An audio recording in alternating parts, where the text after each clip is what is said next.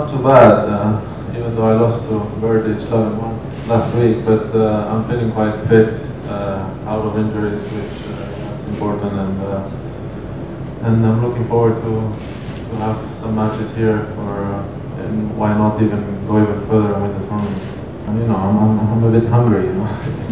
It's been a while. I'm injured and had some bad moments, so I'm very hungry. I'm working really hard. I'm trying to work on different kind of things on my game. So I'm pretty hopeful that one day I'll be back.